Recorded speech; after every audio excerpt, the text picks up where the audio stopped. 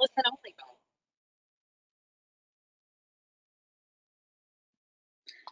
Hello, and thank you everyone for joining this webinar with alumni and McGill professor Dr. Joe Schwarcz, who is the director of McGill's Office for Science and Society.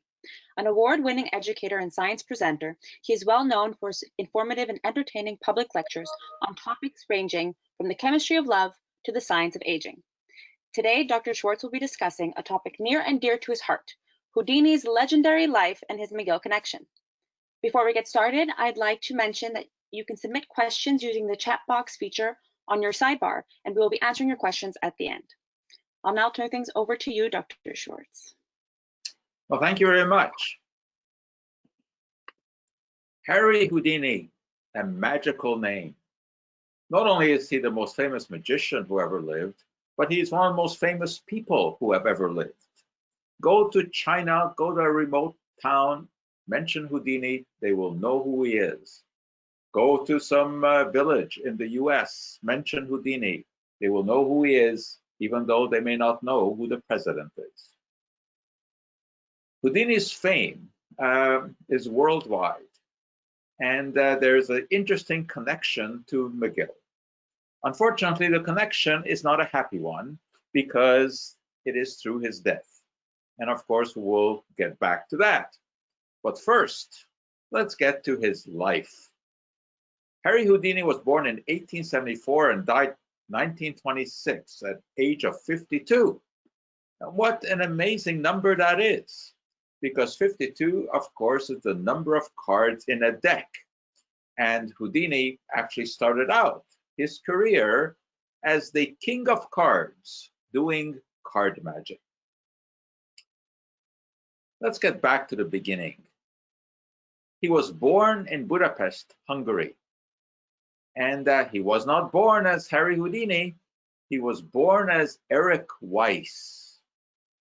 His family emigrated to the United States when he was 4 years old. He never liked to mention that he was born in Hungary. He always pretended that he was born in Appleton, Wisconsin, which is where the family settled. That is because his father, Rabbi Samuel Meyer Weiss, got a job catering to the small Jewish community in Appleton. And this is where the family was transposed from Hungary, and this is where young Harry grew up. In fact, the house that they occupied is now commemorated, the Houdini Plaza in Appleton, and it is a central part of the town. And right on this plaza is a very interesting statue. There it is. You see a chain, you see a lock, and you see this big box. Well, this is a reference to metamorphosis, which was a classic illusion that was created by Harry Houdini and is performed by numerous other artists around the world today. We'll talk a little bit more about that. Anyway, near the metamorphosis is the Houdini Museum with a lot of memorabilia. And there are many Houdini museums around the world. Scranton, Pennsylvania, for example, has one. And there is one also in Budapest, Hungary. Interestingly enough, this is very near the house where Houdini was actually born. In New York, at a magic store called Phantasma, there's a Houdini museum with some fantastic memorabilia. But the most interesting Houdini museum undoubtedly was the one that was in Niagara Falls, New York, the Houdini Hall of Fame. Unfortunately, it was destroyed in a fire, and much of the contents were lost. This was an invaluable collection. Why Niagara Falls? Well, Houdini had one of his famous movies that was shot in Niagara Falls. He was not a very good actor, and this was in the era of silent films.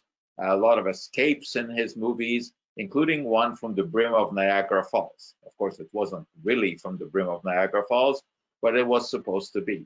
So this is why the museum was there. That was the connection. In that museum was featured the famous Chinese water torture cell. This was perhaps his most remarkable illusion. He would hang upside down, shackled at the top, and the curtain would be put around this box, and the audience would sit there listening to music, waiting in anticipation until he would get out. Unfortunately, this was lost in the fire. However, it has been recreated by a magic builder, Johnny Gone, very, very famous for recreating a lot of the old illusions. And there is the recreation of the Chinese water torture cell, now owned by David Copperfield, who has his own Houdini museum somewhere in the Nevada desert, but you can only visit that by special invitation. So let's get back to the life of young Eric Weiss. In Appleton, Wisconsin, one day a circus came through town. And the headliner in that circus was a Dr. Lin, who was a magician. And the act that he performed was known as palingenesia. He would take a knife and cut off the limbs of a supposed volunteer, including the head. It was very, very dramatic. Here, you're looking at a recreation by Neil Patrick Harris, the actor who was also a famous magician. In fact, he headed the American Society of Magicians for a couple of years. This was an illusion that was done by what we call black art, which just means that a black curtain cannot be seen against a black background. So you can guess how this illusion was done. Anyway, young Eric was totally taken by this, so much so that he decided that he would make this his career. And he actually ran away from home, leaving this note to his mother about her truant son who was running away, interestingly enough, signed Eric Weiss.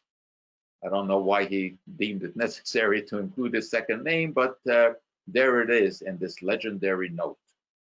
Well, he didn't actually run away to join the circus. He ran away to join a traveling medicine show. And this was quite a phenomenon at the time, where the pitch doctor would get up on the stage and start hawking his latest medicine, some sort of snake oil, and there would be all kinds of entertainers to gather the crowd. And young Harry was one of those entertainers. And he would do many things. He would do some magic. He would also perform as the wild man of Borneo.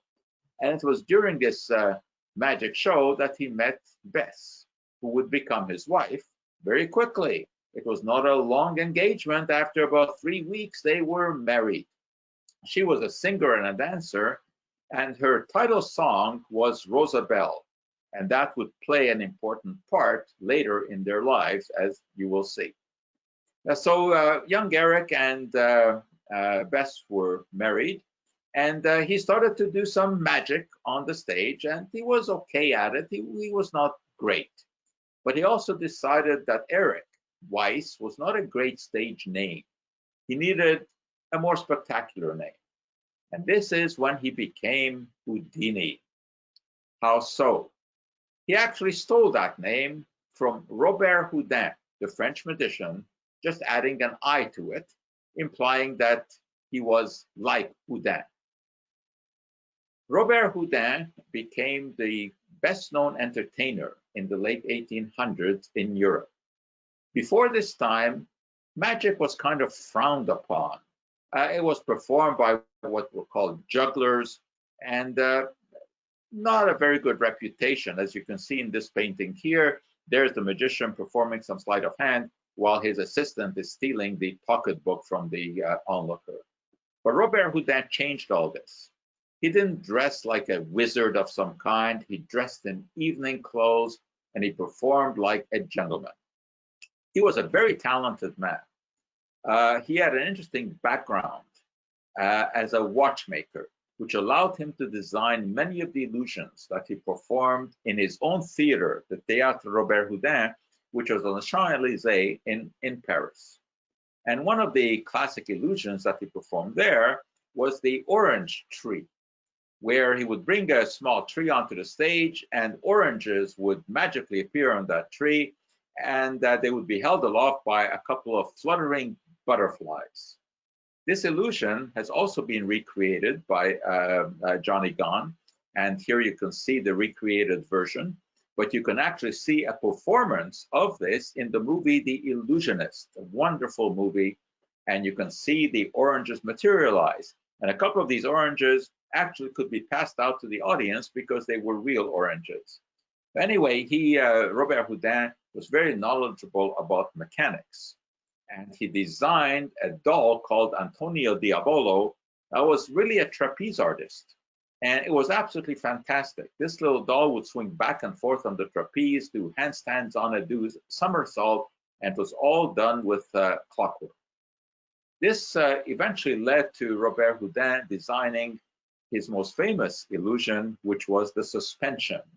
And I suspect many of you have seen this, where a supposed volunteer is brought out, they lie down on a plank, and then all means of support are taken away, except for one small rod, as you see here, and seems to be suspended in air. Well, this illusion was inspired by William Horton's introduction of anesthesia in Boston, Massachusetts General Hospital, 1856, as commemorated in this famous painting. This was the first time that someone had been put to sleep with ether as an anesthetic, and they even woke up after, which was a decided plus. Anyway, Robert Houdin heard about this and decided to infuse this idea into his act. And this resulted in the use of ether as the supposed substance that created the suspension éthérienne. It was the fumes of ether that supposedly held the person aloft. Robert Houdin would have people pour some ether onto some hot metal in the back of the theater, and the fumes of ether would permeate the theater, creating the illusion that it was the ether vapor rising that would result in this suspension. Of course, one wonders why the audience did not ask the question, how come they were not being levitated out of their seats? But anyway, this is the way that the public was introduced to ether as an anesthetic. And if they ended up in a hospital for some reason, and they were told that they would be given an anesthetic, they didn't worry about it because they knew that the worst thing that could happen is that they would levitate off the operating table. This illusion, of course, was purely mechanical and had absolutely nothing to do with ether. But it just shows you the ingenuity that is used by magicians to very often put novel scientific discoveries into their act. Anyway, Robert Houdin is commemorated in France. This is a statue of him in Blois, France, where he was born, which is also where he was buried. And Harry Houdini would very often visit the graveside of magicians as he traveled around the world. Because he was certainly a big fan of the history of magic. He collected books and artifacts of magic. And whenever he came to a town where a famous magician had been buried, he would visit the gravesite, and if it wasn't in good repair, he would pay to have it repaired.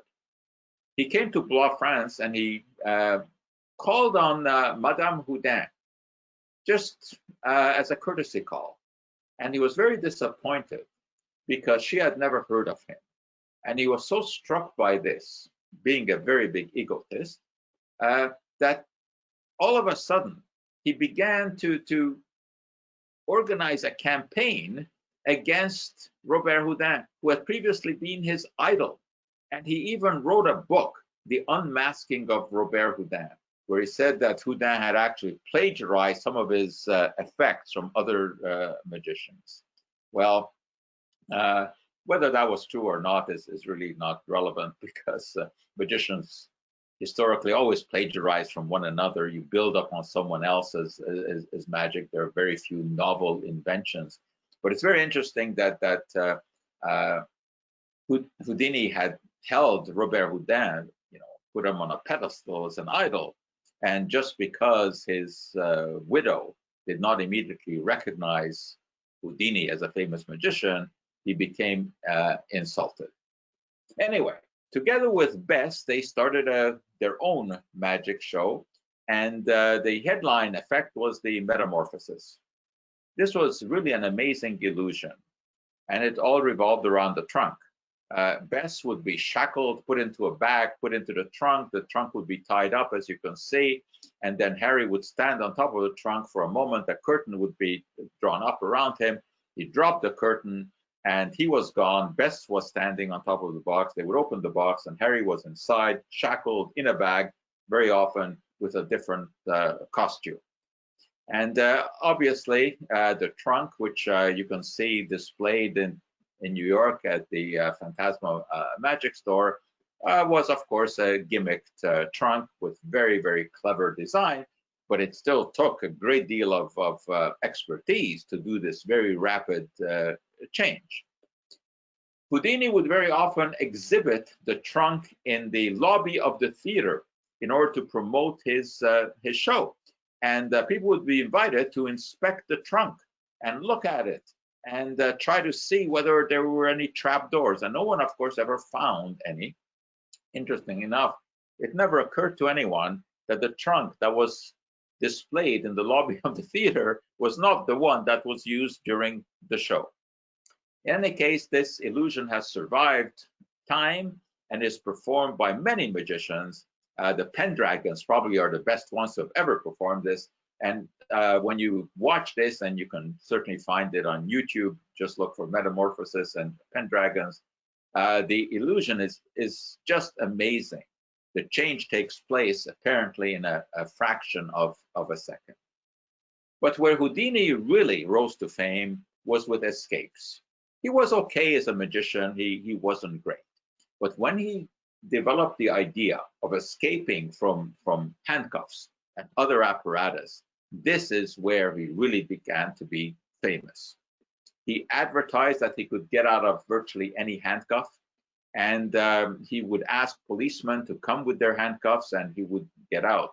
He traveled around the world, and very often the posters advertising his performance would feature chains and locks, and he would often be unclad because he would advertise that he would allow himself to be stripped and searched to make sure that he did not have anything on him, any keys or anything that would help get out of these locks. And he was very often searched, but he was very clever at hiding some of the tools that he needed. Usually, it was on the bottom of his foot, taped on the sole of his foot, which no one ever thought to check. And also, Bess would very often give him a kiss just before he would be locked away somewhere, and she would pass him a little wire, and very often that was all that he needed in order to get out of the locks. But his greatest contribution, greatest invention was the challenge. He would challenge police departments to come up with handcuffs or various ways to put him in prison cells so that he could not escape. And he always did. He did this most of the time legitimately.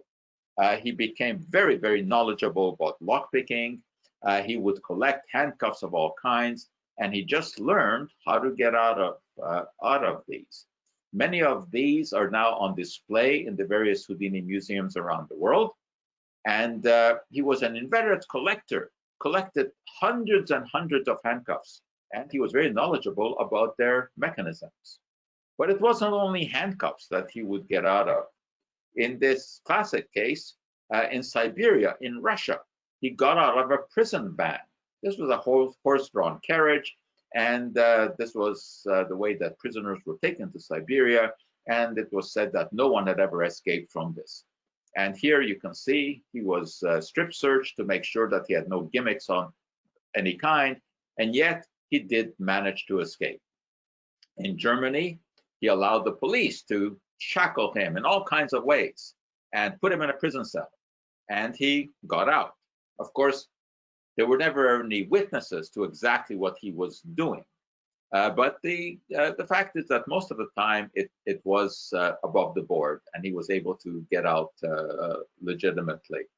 He would have pictures taken so that he could use these in his advertisements, very often displaying himself as a strong physical specimen with some sexual innuendo. And he, in fact, was. He trained ferociously because he had to be in great physical shape in order to manage the escapes that he did. One of the most famous escapes was from a special pair of handcuffs that were made by a locksmith commissioned by a London newspaper called the Daily Mirror. By this time, Houdini was very famous, and the newspaper took up the challenge of making a handcuff from which he could not escape. And this is the classic Daily Mirror handcuff that you're looking at. And the escape took place at the Hippodrome in London, which was a famous theater at that time. And the way this was done was that he would be handcuffed, he would be on the stage, and a curtain would be put around him so that the audience could not see exactly what was happening. And they would sit waiting, music played in the background, and they would wait for a long time to see what would happen. They waited and waited. Within a half hour, he appeared, drawing the curtain, still shackled. He had not been able to get out. And he was perspiring. He asked if he would be allowed to remove his jacket. And no, the representative of Daily Mirror said no. The agreement was that once he was handcuffed, there would be no changes allowed. At this point, with his teeth, he took out a penknife from his jacket and he managed to cut away the jacket. And he went back behind the curtain and struggled some more. And 62 minutes after he had started, he appeared, sweating, but liberated from the handcuffs. This has been a very controversial story because this was really handcuffs that one could not imagine how he could get out of. There's the claim that this really was a publicity stunt and they had agreed with the Daily Mirror to do this, and that he actually had some sort of a key hidden on him that allowed him to get out, and just to kind of pump up the shows that he would be performing. Anyway, the Daily Mirror handcuff still exists. David Copperfield has this in his museum as well. And we still don't know to this very day whether or not this was legitimate or it was just a publicity stunt. But as I said, most of the escapes that he did were certainly legitimate, especially the escapes from the straitjackets. And in those days, straitjackets were quite popular. This was the way that mentally ill patients were handled. The straitjacket had these long arms, and which would be tied behind the back, so it seemed impossible to get out from it. And yet Houdini did. Here's one of the straitjackets. Again, this is on display in the New York Houdini Museum, and not gimmick. This is a real straitjacket. And he managed to get out, very often in public view. This was another one of his sort of signature motifs, that whenever he would have a show in the evening, during the day, he would do some public performance to entice people to come to the show at night. He would very often hang upside down after being put into a straitjacket, hanging from a crane, and this was in full view of the audience. He would struggle, struggle, struggle, and eventually get out, throwing down the straitjacket and holding his hands to the side, very much in sort of a Jesus Christ kind of figure. And that played very well with the crowd. And he probably was aware of, exactly what he was portraying. This took a great deal of skill to get out of these straitjackets. The story is that he was actually able to dislocate his shoulder. That helped him, and he would pop it back in. But he practiced and he practiced, and just enough struggle to give him a little bit of slack that enabled him to get out of the straitjacket. And people would stand below, sometimes for an hour, watching him struggle and get out. One of his most spectacular stunts was being put into handcuffs and shackles and put into a box that looks like a coffin, dropped into the Detroit River, and he would get out. He had the amazing ability to hold his breath, sometimes for 8 to 9 minutes. Pretty amazing. Try holding your breath for 1 minute. And many of his escapes actually depended on him holding his breath for a very, very long time. He would also escape from the milk can. This was a classic. This was a larger-than-life replica of a milk can, the kind that would be used to deliver milk in those days. And he would be put inside, and as you can see, he barely fit. He was not a large man. Houdini was only about 5'7". He'd be put into the milk can. It would be filled with water, or sometimes actually with milk. The lid would be put on. It would be locked securely. And again, a curtain would be put around it, and he would appear outside of the can with the can still securely locked. Again, it was a very, very cleverly gimmicked can, but it still took a great deal of practice and a great deal of skill to get out of it. He would also perform some less elaborate stunts, such as the threaded needles. This is a Houdini invention. He would put a bunch of needles into his mouth and a spool of thread, and he would pull out the thread with the needles on the thread. This is something that is still performed by magicians today. It is a very, very clever stunt originated by Houdini. He also was the first one on stage, as far as we know, to perform a classic chemical magic trick. This was at a time during Prohibition where inspectors would go around looking for bootleg liquor. And he told the story of an inspector who would come around to someone who he suspected was making wine. And Houdini would tell the story. He would pour a glass of wine, and then the inspector came along. He would pour the wine into another glass. It disappeared and looked like water. And when the inspector was gone, he would then pour this into yet another glass, and the wine would come back. It was an amazing feat. It's one that I performed many times in my own magic show. And it all depends on some interesting chemistry. The chemistry of iron gall ink. Galls are these little knobs that grow on the side of oak trees, and they produce an acid called gallic acid. And gallic acid reacts with iron chloride to give you a dark purple complex. It does actually look like wine. So if you have a little bit of ferric chloride in the bottom of a glass and you pour in a solution of gallic acid, it turns to what looks like wine. And then you can take this gallic acid ferric chloride complex, which is by that time this dark blue or purple color, and then pour it into another glass where you have an acid and the complex breaks down. The acid that Houdini used was oxalic acid that can be extracted from rhubarb.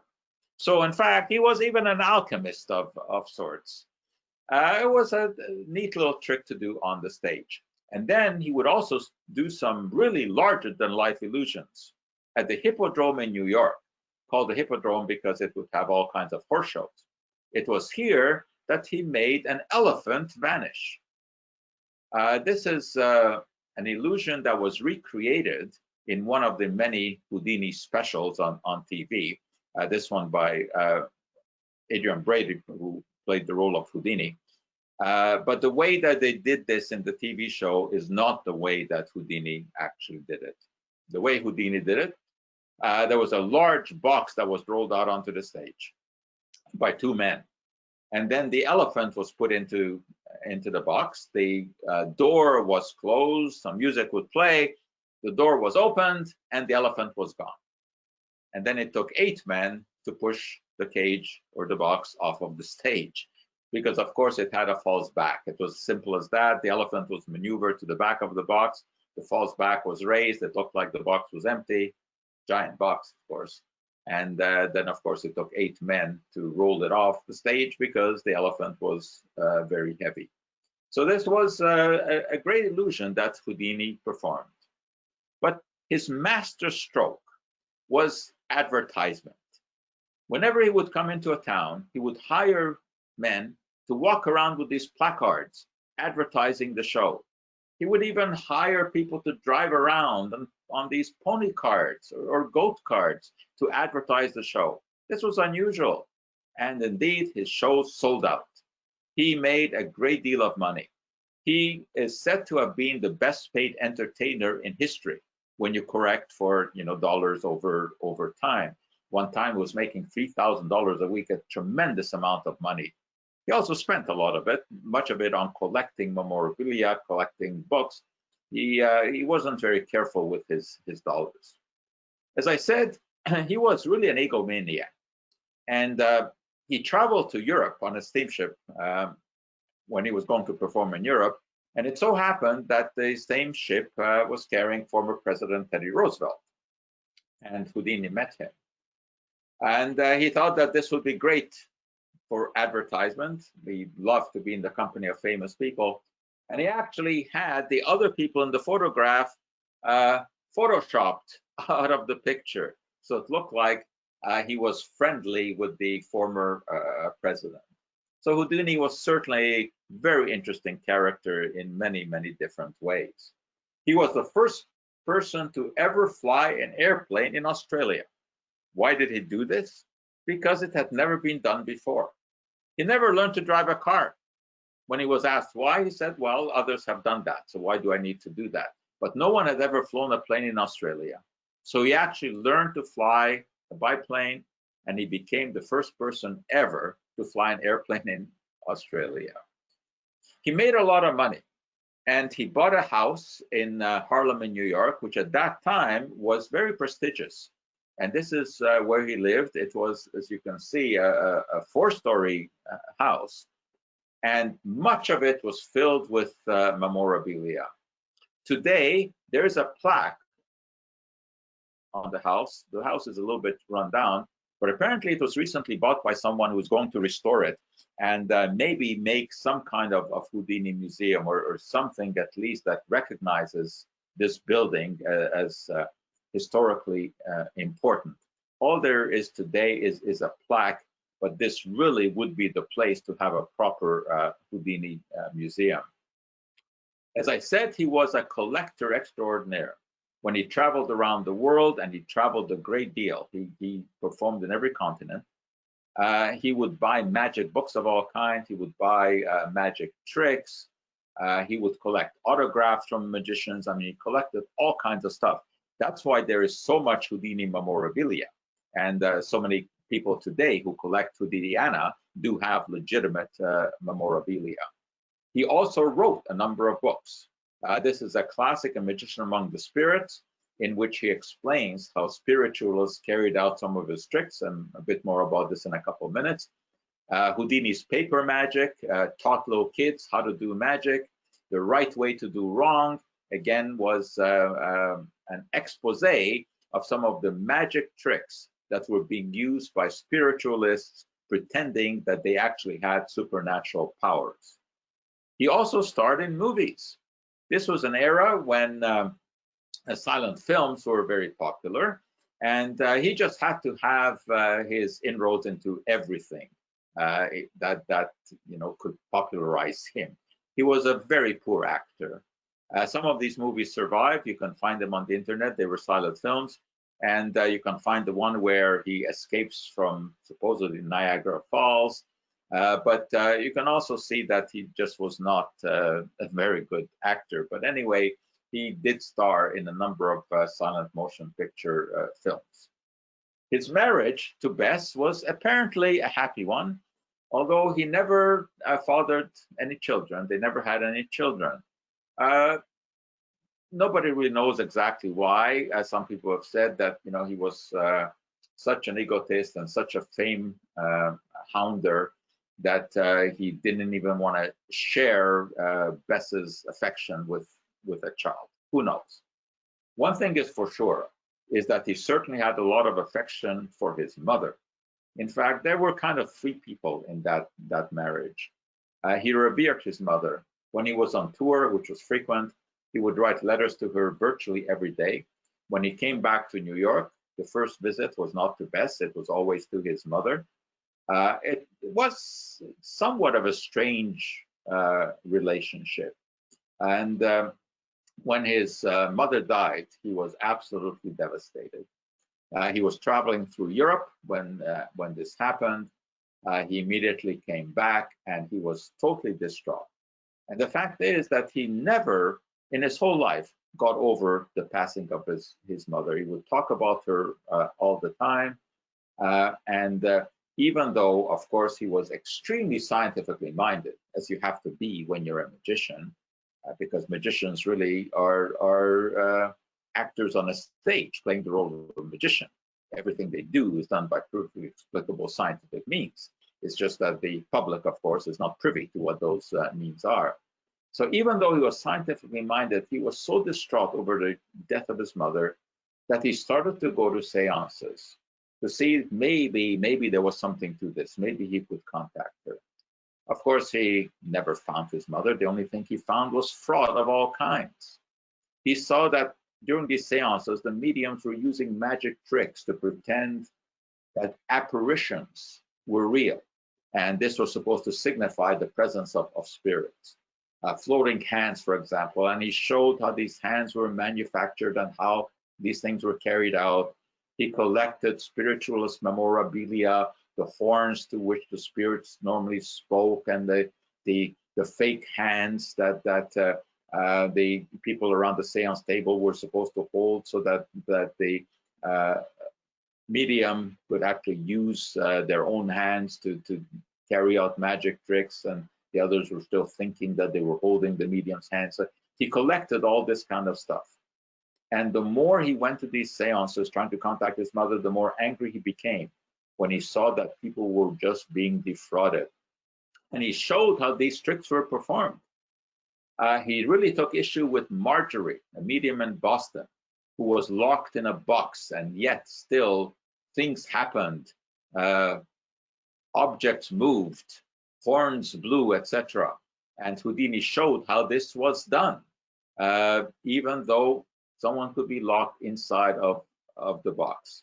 He would often go to these seances in disguise, and at the appropriate moment, he would rip off the disguise, put on the light, say, "I am Houdini, and I am unmasking you right here." And he showed the tricks, and indeed did unmask the mediums. And as you can imagine, this meant that he was not a great favorite of the spiritualists. And one of the most interesting relationships that Houdini had was with Sir Arthur Conan Doyle. Sir Arthur Conan Doyle, of course, was a physician, supposedly a scientific man, and the creator of Sherlock Holmes, the most famous scientific detective in the history of fiction. And yet, Sir Arthur believed in spirits. His wife was a medium, and this is how Harry and Sir Arthur got to know each other. This is a remarkable picture taken in Atlantic City with Houdini and the family of Sir Arthur Conan Doyle. And his wife, as I said, was a medium, and said that she would be able to contact the spirit of his dead mother. It's amazing that Sir Arthur Conan Doyle, who was so scientifically minded, believed in spirits. He was taken in by the antics of two young girls who said that they had made some photographs of fairies cavorting in a forest. Now remember that this was in the early days of photography, when people didn't really understand how things could be faked. Well, it turned out that these were just cutouts from a catalog that they had affixed to threads, and took pictures, very inventive. And Sir Arthur did not believe that this was a fake, because he could not conceive that an educated man like him could be deceived by two young girls. But of course, he was deceived. There's an interesting movie you can look at. It's called Believe, a Fairy Tale, which tells this story, the whole story of the fairies and Sir Arthur Conan Doyle and Houdini. Well, Sir Arthur also believed that Houdini had actual paranormal talents. He could not believe how Houdini could carry out some of his effects if they were legitimate. He couldn't believe that you could walk through a wall, which is one of the things that Houdini did. Attendants would come out on the stage, they would put down a carpet, they would then build a wall, brick by brick, sort of perpendicular to the audience. Harry would be on one side of the wall, and a curtain would go up just for a second. He would then appear on the other side of the wall. The reason for the carpet on the stage was to prove that there was no trapdoor. Of course, there was a trapdoor. The trapdoor was opened, the carpet would sag into the trap, and he would just crawl under the wall. The trapdoor would be closed, and no one would be wiser. So it was a simple effect, and yet Sir Arthur believed that the only way this could be done was if Harry had dematerialized himself and rematerialized himself on the other side. So because, of course, he wanted to contact his mother, and Sir Arthur's wife said that she could do this, Harry agreed to a seance. And they sat down with Madame Conan Doyle, and all of a sudden she said that she had made contact. And she drew on a paper to prove that contact had been made, the sign of a cross. And this, of course, immediately alerted Harry. Why? Because his mother was the wife of a rabbi. She would have never communicated the sign of a cross. And furthermore, when the communication came across, telling Madame Doyle that everything was fine and she was happy in the other world. It all was done in English, a language that Mrs. Weiss never spoke because their mother tongue was Yiddish. So Harry became very disenchanted with this, and he increased his attacks on fake mediums. And of course, he had a big falling out with Sir Arthur Conan Doyle because of this. But he made a career of unmasking these spiritualists. And he actually had shows that were focused on this. Do the spirits return, he asked. And he showed only if there were magic tricks involved.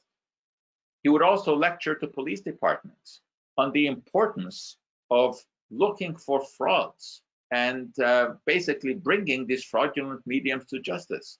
And he would demonstrate to them the tricks that they were done. He was an inveterate promoter of critical thinking. And whenever he would come to a city where he would put on a show, and if there was a university, he would ask to speak to the students about critical thinking. He would tell them about the prize that he was offering, $10,000, to anyone who could show that there were real paranormal phenomena that he could not duplicate. So as you can imagine, this was a popular lecture. He came to Montreal in October of 1926 to perform at the Princess Theatre. Here's the playbill from that show. And the show would always be in three parts. There would be magic, there would be escapes, and then there would be the spiritualist unmasking. But he would also ask to speak to students. And he did this in Montreal. So he would perform at the Princess Theatre, and it's no longer there today, although, I mean, the site is there, and there's a building on that spot, which at one time was made into a movie theater.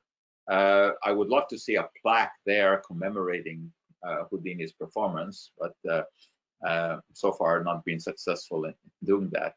But anyway, he asked to speak to students at McGill University. This is McGill in 1926, looking south on the campus. That's Sherbrooke Street right there, and just beyond Sherbrooke Street was the building, which at that time was the Student Union. Today, we recognize this as the McCord Museum. And there was a lecture room inside of the Student Union at that time. And this, I think, was that lecture room. Today, it is the shop in the museum. And this is where Houdini lectured to students about critical thinking. And one of those students, Samuel Smilovich, was an artist. And while listening to Houdini's lecture, drew a picture of Harry and showed it to him after. And Harry liked this picture. And he asked young Sam to come backstage to the Princess Theatre the next day to do a more formal portrait, which he did. So there was Sam sitting on a couch doing a portrait. And Harry was sitting and apparently reading some correspondence, answering some fan mail, when there was a knock on the door. And that brought in J. Gordon Whitehead, another McGill student. As you can see, he is listed here in Old McGill, book of 1926.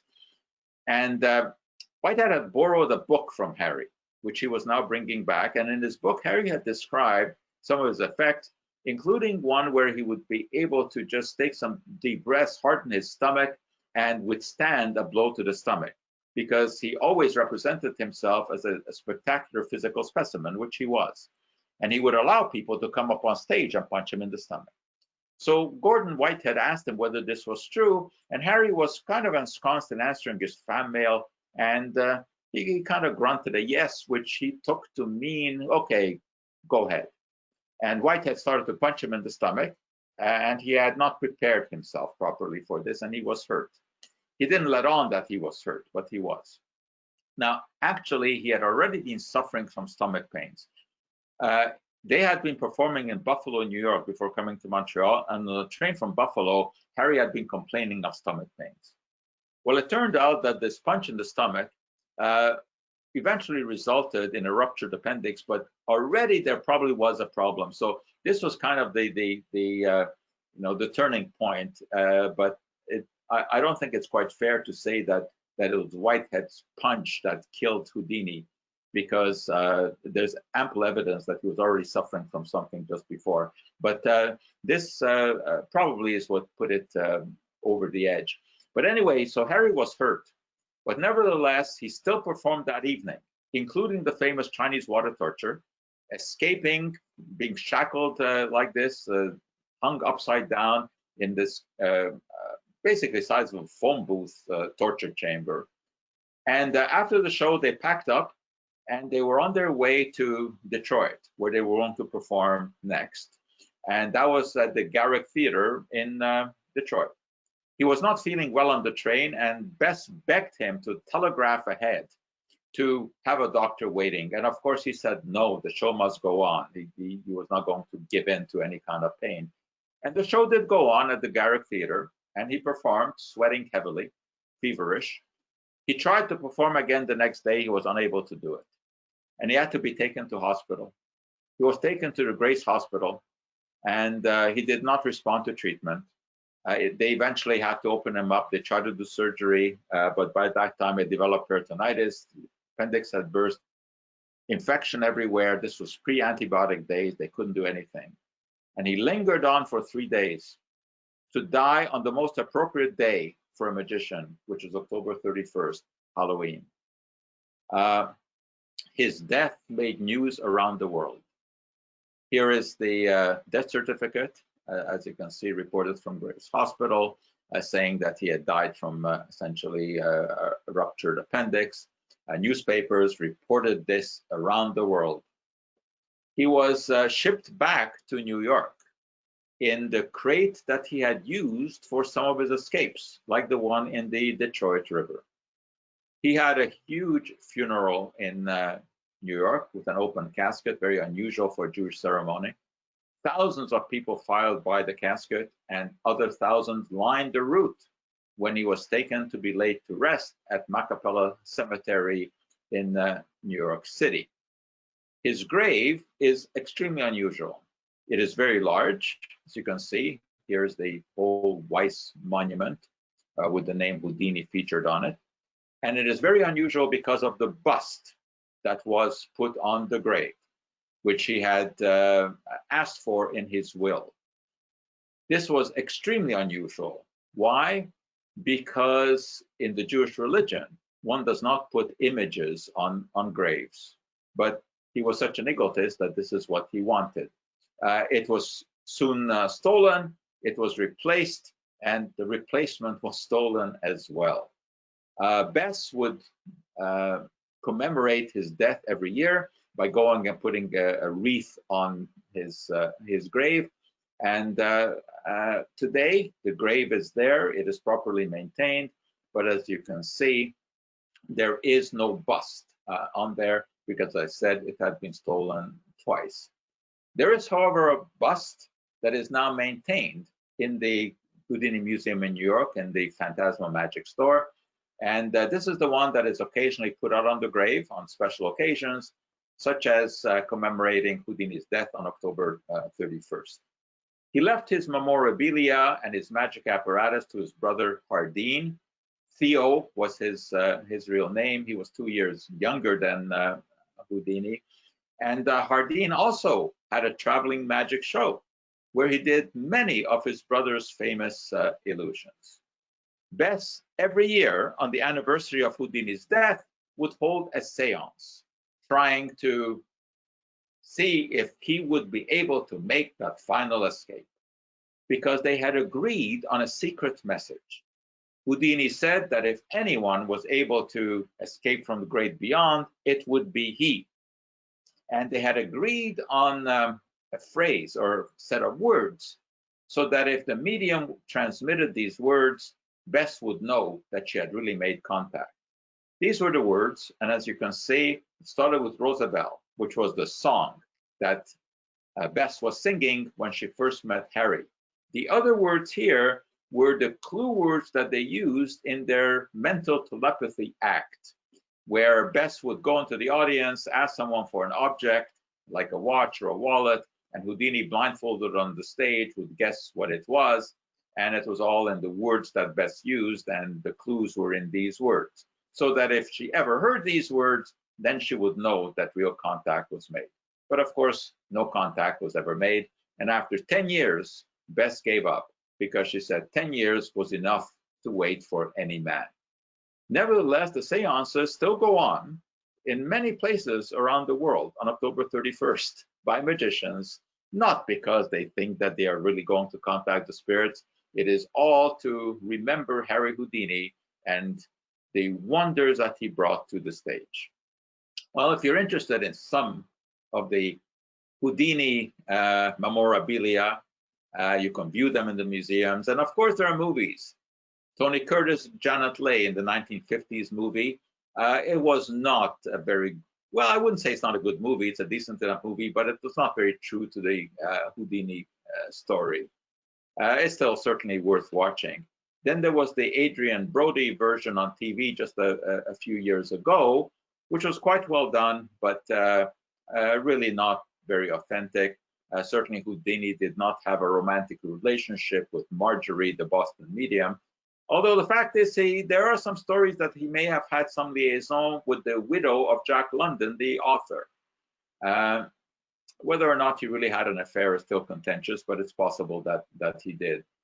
There were other things in this presentation that really were not historically accurate, such as the vanish of the elephant, as I said, but nevertheless, it is still worth watching. There are all kinds of movies that have been made beside the Adrian Brody version about Houdini specials. If you go on YouTube, you will find all kinds of stuff. And one of the best ones is a series of 4 episodes called Houdini's Last Secrets. And this is headed by George HARDEEN. He is one of the presenters, who is the grandson of Theo HARDEEN, who was Houdini's brother. And as I said, a magician in his own right. And although George did not know very much about his grandfather when he was growing up, now he has become a great researcher of HARDEEN. And the 4 episodes are very, very good. And they recreate some of the illusions, including the Chinese water torture. Of course, they don't know what the exact mechanism was, but they do create a working mechanism. And this is something that is certainly worthwhile watching. They also take a look at the spectacular bullet catch episode and some of the other classic Houdini effects. If you want to read about Houdini, there are books galore, and there are always new ones coming off. You can pull one off the shelf, and here's one, The Secret Life of Houdini. And each one adds a little bit to what we know, although there's also a lot of conjecture, people debating exactly what happened. Well, Harry, of course, is no longer with us, but his memory is. And his fame seems to grow as the years pass. And the name of Houdini is still magical. And it is remembered every October 31st, which has been decreed to be National Magic Day. And this is when magicians around the world gather to celebrate the memory of the greatest magician who ever lived, or at least he said he was the greatest magician who ever lived, but he certainly is the most famous magician who ever lived. And the tradition has been to gather at the gravesite and on that day to put out the bust of Harry Houdini and to break a magic wand in memory of not only the greatest magician, the most famous magician, one of the most famous people who ever lived. So I hope that you've enjoyed this little view into history of Harry Houdini. And of course, we really cannot leave the story of Harry Houdini without doing a little bit of magic, reminiscent of the kind of things that he might do. Of course, it is very difficult to do this visually in the fashion that we're doing it here, recorded version, much more impressive when you do this on the stage, but let's give it a little bit of a shot. As I told you, he started out as being the king of cards. And so let's do a little bit of a card trick here. And remember, I told you that Robert Houdin introduced the levitation illusion. Let's do that. So what I have here is a match. We'll place that on the card and attempt to levitate it. And there it is, levitating above the card. If you don't believe that it is levitating, I will take another card and pass it underneath, coming out the other side, so that obviously there can be no suspension from below. And there it is. You have just seen the suspension effect. But of course, what Harry was really good at, great at, was escapes. I can't recreate the Chinese water torture for you here, obviously, but let me try a different kind of escape. We have a ring here, which is a solid metal ring, no holes, of course, except for this one. And for now, you just have to believe me. And I also have this shoestring here. So watch this. I'm going to take this ring and just hold it in my hand and pass the shoestring into my hand, and watch this. We have penetrated the ring onto shoestring. And now we're going to carry out the escape. There we go. No trapdoors, escape. And finally, I told you Houdini would sometimes allow himself to be tied up with ropes, and he would get out in a spectacular fashion. Well, a rope, a long rope. Let me tie this around my neck like this. Cannot. A lot of my students would love to now take these two sides of this rope and pull on it. Let me do spectacular Houdini escape. Here we go. 1, 2, 3, right through.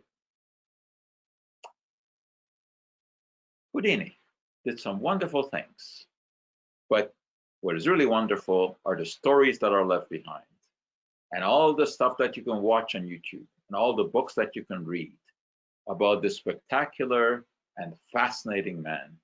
And I hope I've been able to tickle your interest a little bit so that you will pick up a book and start reading the story of Eric Weiss and how he became Harry Houdini.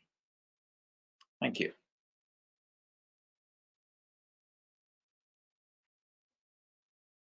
Thank you so much, Dr. Joe, for sharing your insights on Harry Houdini's entertaining and extraordinary life.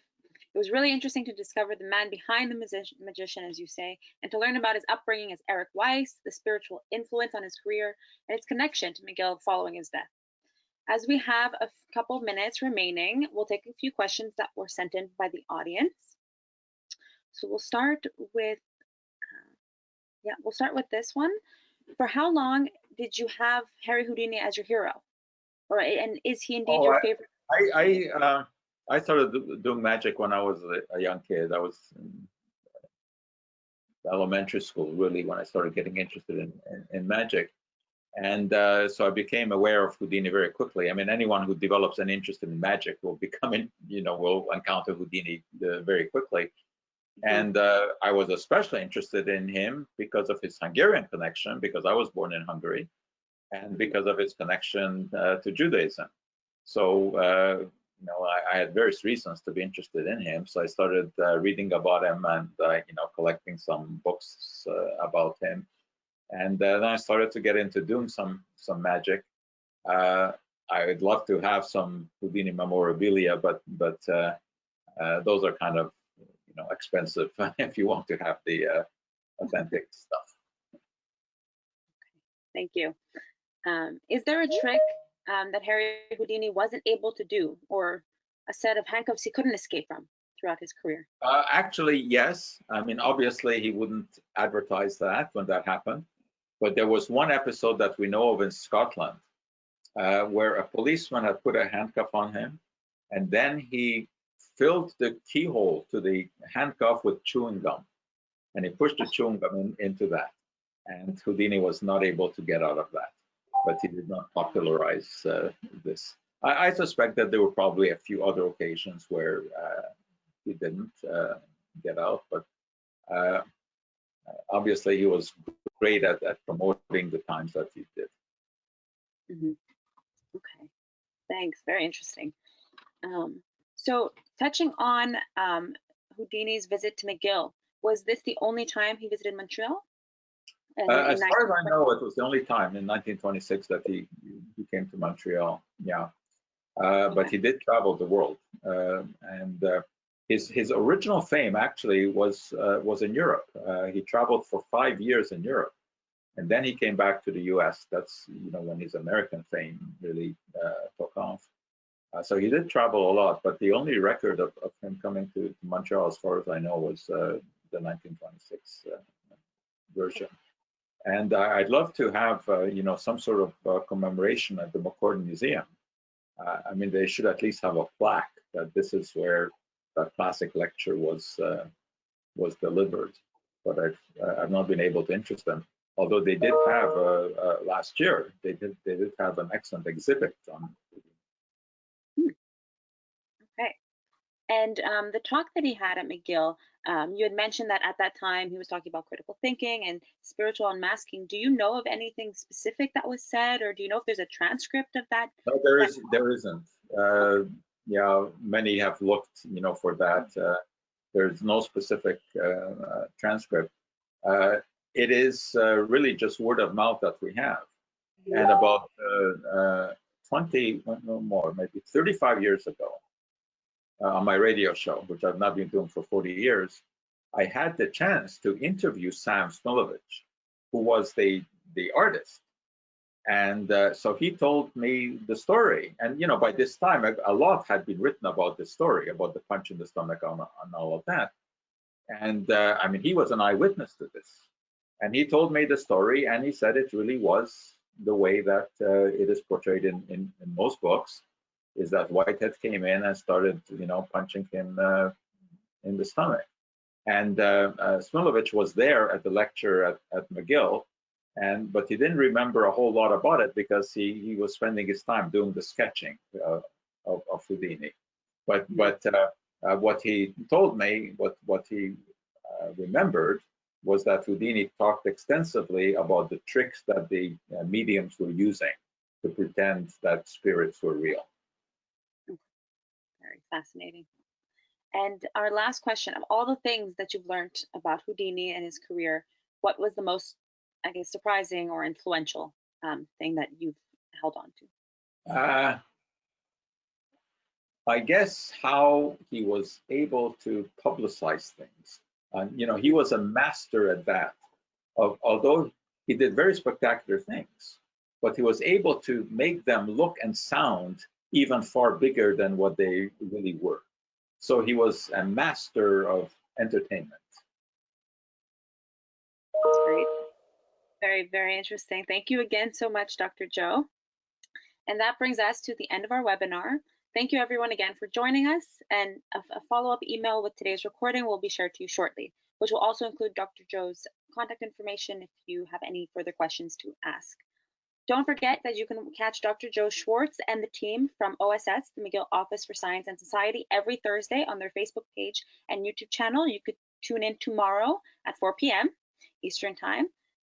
And stay safe, everyone. Thank you again, and goodbye.